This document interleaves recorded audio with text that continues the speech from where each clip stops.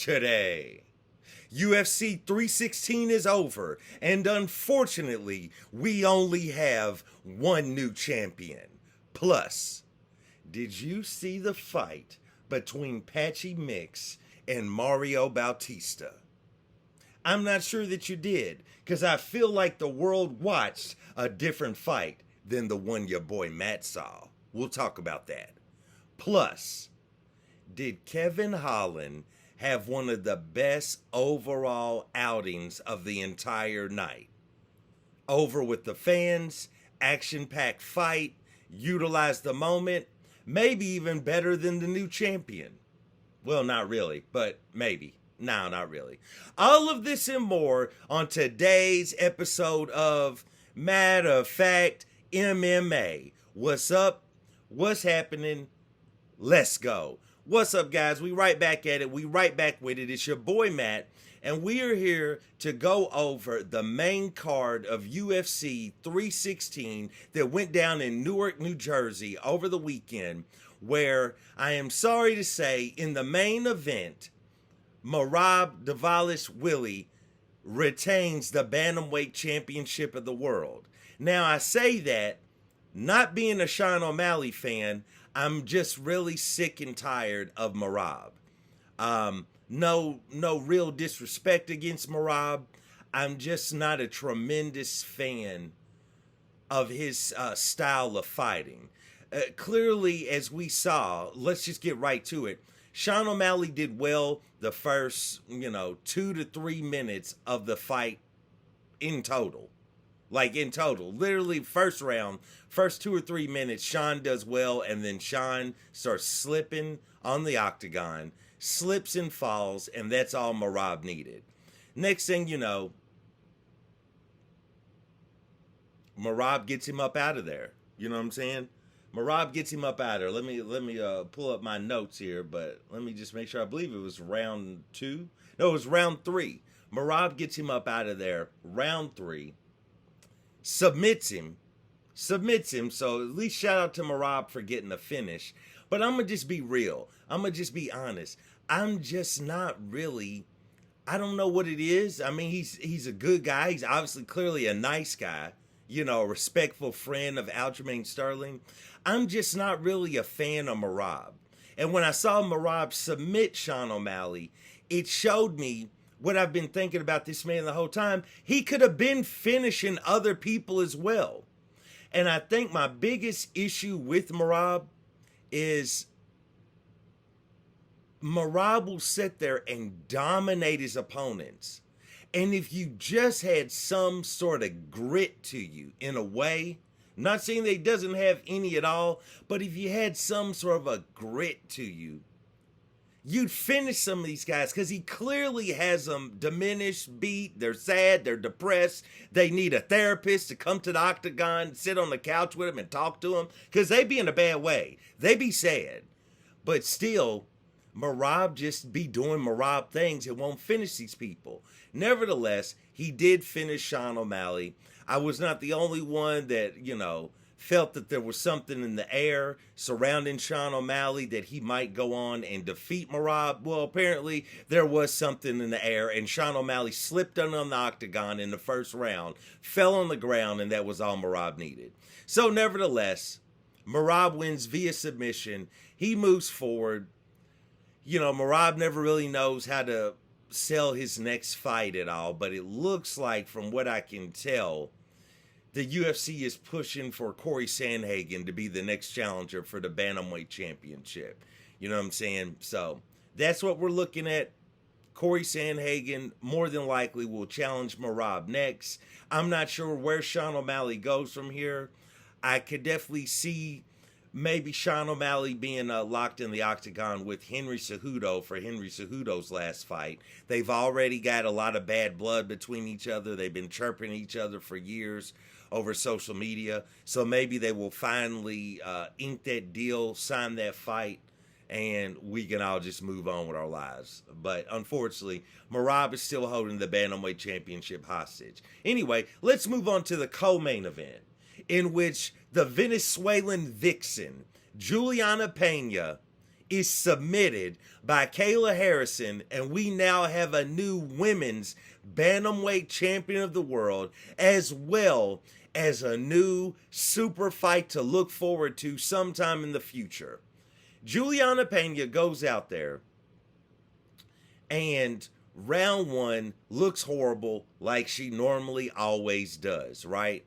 And it's funny that I'm saying these things about Juliana Pena because I actually have a video coming out later on this week where we're going to be discussing Juliana Pena a little bit more about her career. And as we get to that, you'll know why I'm doing that. But nevertheless, Juliana Pena, you know, she looked horrible. You know what I'm saying? She looked horrible. At one point, of course, Kayla took her down to the ground. Juliana hits Kayla Harrison with 2 illegal up kicks, which was the only real damage that Juliana did the entire fight. But, you know, Kayla Harrison, the referee, put a halt to the action. Kayla Harrison composed herself because, you know, clearly she's a junkyard dog in there, you know what I'm saying? And Kayla Harrison goes on, completes her task, completes her mission, and she's now the new women's bantamweight champion of the world. Joe Rogan makes a mention of Amanda Nunes being in the audience. Kayla Harrison does the right thing, the correct thing. She knows how to sell a fight, unlike Merab, and she calls Amanda Nunes into the octagon. They square off. Amanda Nunes says she really wants to have this fight because she wanted to have this fight before, but it was thwarted by Pena. So, you know, here we go. We on and upward. And if John Jones, and I also might be making a video about John Jones. I know a lot of people are doing that, but I feel like since I got a picture of the dude on my wall, I should. And let me just be frank with you. I'm not that kind of a John Jones fan. You know, be honest with you. I'm sick of the dude. Just, you know, I'm downright disgusted by the dude, you know what I'm saying? But we'll talk about him in another video as well. Nevertheless, Kayla Harrison does the thing, and I definitely think that if John Jones doesn't get his act together, this could be one of the major, this fight could definitely main event, possibly either the first or the second major card when the UFC signs with Netflix or whatever their new streaming deal is going to be. Nevertheless, Kayla Harrison, your new champ. Now let's move on. How about Kelvin Gastlam versus Joe Pyfer? I had a few takeaways in this fight. First off, let's just be real. Shout out to KG. Shout out to Kelvin Gastlam because he's still out there doing it. And if KG, who isn't technically old age-wise, you know what I'm saying? He's just in his 30s. But he started literally so young that even though he's in his early 30s, KG operates almost as if he's like a 39 to 40-year-old fighter, right? Because of all the miles and everything, all the fights he's had over the years. With that being said, when I'm watching this fight, I'm looking at it, and first takeaway. Prime KG, Prime Kelvin Gastlam, eats Joe Pyfer for lunch. Eats him like a Ritz cracker with cheese on it, you know what I'm saying? Or depending on your mood, maybe peanut butter. I mean, he murks this dude straight up. Joe Pyfer, I'm not discouraging him, not saying he's a bad fighter, but from what I noticed, because he catches Kelvin clean, knocks Kelvin to the ground, and you're like, well, my God, that's the end of this fight. But because KG is KG, you're not just going to easily knock that man out. And the man hung in there. He stayed with it. And as the fight began to unfold, we get in the second and third round because he knocked him dead in the first round. He literally took KG's life. Soul left his body. And then as the soul floated up to heaven, God said, not yet, KG. And he sent his soul back down, and Kevin Gastlam kept on fighting. With that being said, Joe Pyfer began to chase that knockout, right? Because he knew he could knock the man dead to the earth. He already knew that. But he wanted to finish the job. You know, he wanted that to be satisfying. He wanted his happy ending. Pause. You know what I'm saying? And that's what he kept chasing. He wasn't setting up the big shot or anything of that nature. He's just trying to time the perfect one-shot knockout. And he kept trying to do that the whole fight. And KG, even though, he somewhat young in the years, but more advanced in fight years, KG is a dog, bro. KG is a dog, and he hung with him, and that fighting ability and skill that Kelvin Gastelum has always possessed began to show itself. You know what I'm saying? But nevertheless, Joe Pyfer wins via the scorecards. But, shout out to Kelvin Gastelum. And to be honest with you, I know the UFC wouldn't go this way unless Israel Adesanya loses some more fights. But at this point in their career, and I'm not saying Izzy is down on that level. I mean, he's still Adesanya. I don't like him, but he's still Adesanya. But if Adesanya had lost more fights, I would say lock them both in the octagon and let them do the rematch right now. Because Adesanya's definitely lost a step compared to what he used to be, but he's not lost a step down on Kelvin Gastelum's level. But I'd be interested in seeing that. I know they're not going to sign that unless Izzy loses like 4 more fights. And even if he did, he'd retire. But nevertheless, man, shout out to Kelvin Gastelum, but Joe Pyfer is victorious here. Now, let's move on to the fight. The fight that I watched, and I'm not sure what everyone else watched. I don't know if you officially bought the pay-per-view via the ESPN Plus app, or I don't know if some of you all were using nefarious means to watch the pay-per-view and were getting like illegal streams of some sort, the type of thing where you got to clean your hard drive the next day because you got 12 different viruses and now they got your bank number. You know what I'm saying? They got your account number. Nevertheless, I did not see the fight everyone else saw. Let me just paint this picture for you. Patchy Mix versus Mario Bautista. Patchy Mix he came in with all the fanfare. He came in with everyone behind him. He had the entire UFC fan base behind him because we all have disassociated ourselves with Mario Bautista. We want nothing to do with this man because of the injustices that he committed against the King of Rio, Jose Aldo.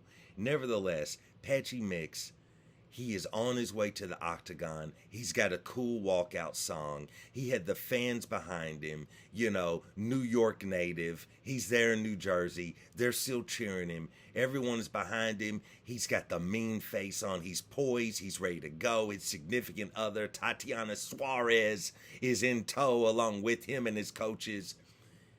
The scene is set. Mario Bautista comes to the octagon looking like the scoundrel that he is, like the scalawag that he is. But nevertheless, as they enter into the octagon, Bruce Buffer announces them. There's a lull.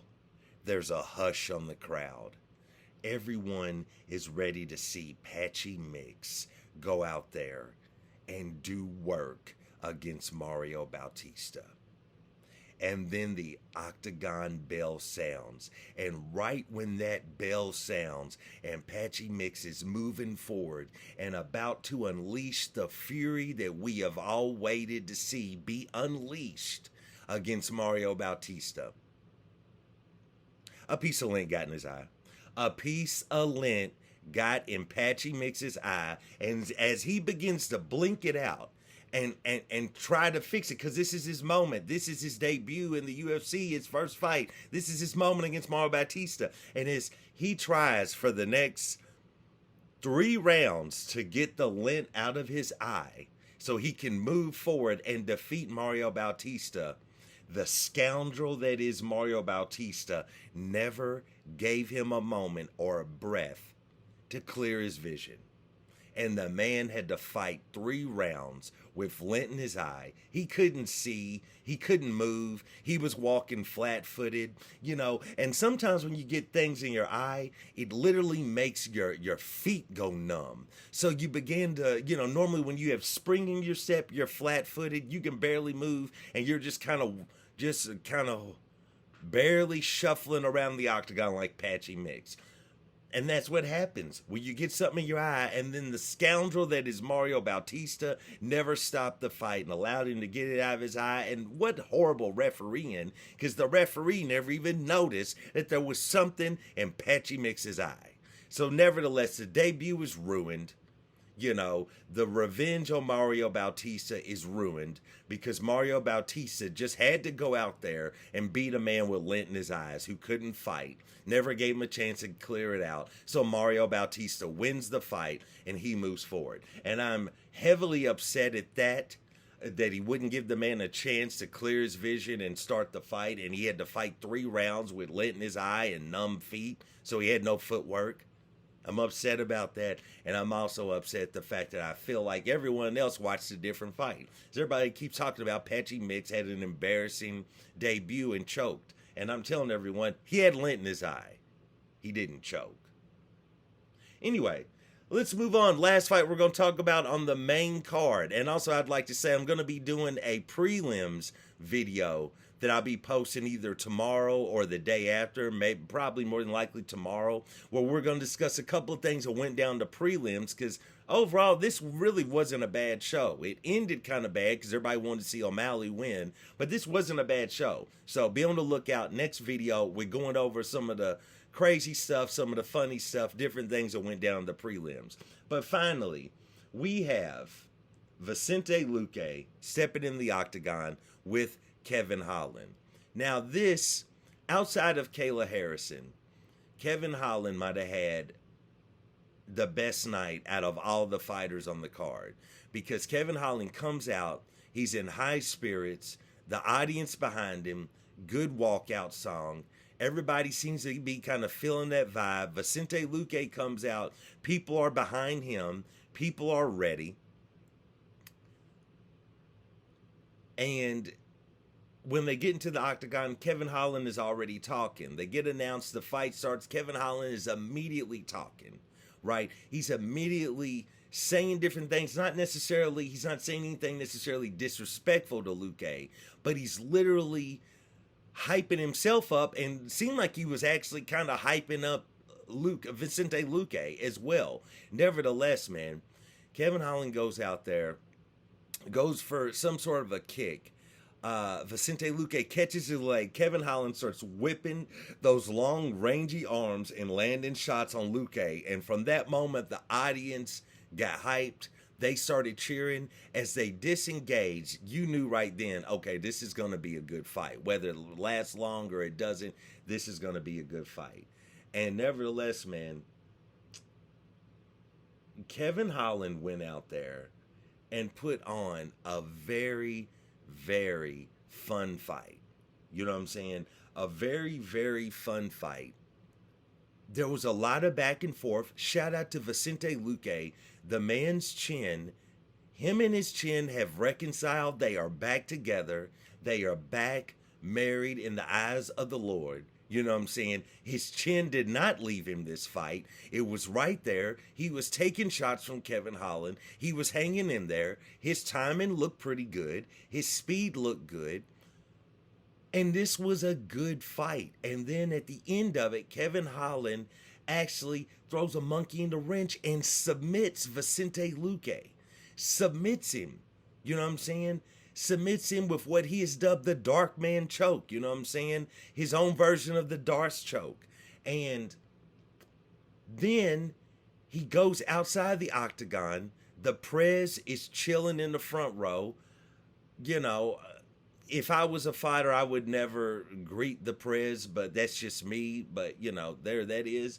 But he goes over, he's talking to Dana White, he's talking, I think, to some of the, you know, either Joe Rogan or DC. Then he moves over, he says a couple of words to the president. He's getting thanked by the president, he's getting congratulated. He's moving around the octagon, he's back in there. He had a feel-good moment on the mic with Joe Rogan. You know, him and Vicente Luque shared words in which Luque thanked him because Vicente is basically saying he now knows he can now take a shot again. Amazing, bro. Kevin Holland leaves here on top, says he's staying at welterweight, looked extremely sharp, extremely clean at welterweight, and we will see where he goes from there. His stock went up. This is an amazing 180 degrees from the Kevin Holland that we were seeing in 2024 that I literally thought it was about a wrap for his career. You know what I'm saying? At middleweight, I thought it was a wrap for him. And I remember talking to one of my guys on this channel in the comments. We were both talking about, because both of us are Kevin Holland fans, and we were both talking about this, and it's tremendous to see him make this turnaround, drop back down to the welterweight division, and is really coming into his own again, because he's had multiple stops and starts in his career, but this was outstanding. He definitely went down as one of the fan favorites of the night. Great to see. Overall, that was UFC 316, the main card. You know, your new champion, Kayla Harrison, has a destination with returning legend Amanda Nunes, and Merab Willie goes out there, defeats Sean O'Malley, and he has a future date somewhere down the line with Corey Sandhagen for the Bantamweight Championship. So we will see how all of that plays out. Once again, guys, please be on the lookout for my next video. We're going to be covering the prelims. If you get a chance, go back and look at that Patchy mixed fight. You'll see the lint fly in his eyes, and he was never able to recover from that, and Mario Bautista never gave him a chance. Nevertheless, though, please like, subscribe, comment. Let me know what you thought about the main card of UFC 316 and what you thought about the main and co-main event. And once again, I do want to thank you guys for joining me for another episode of Matter of Fact MMA. And I'll check you next time.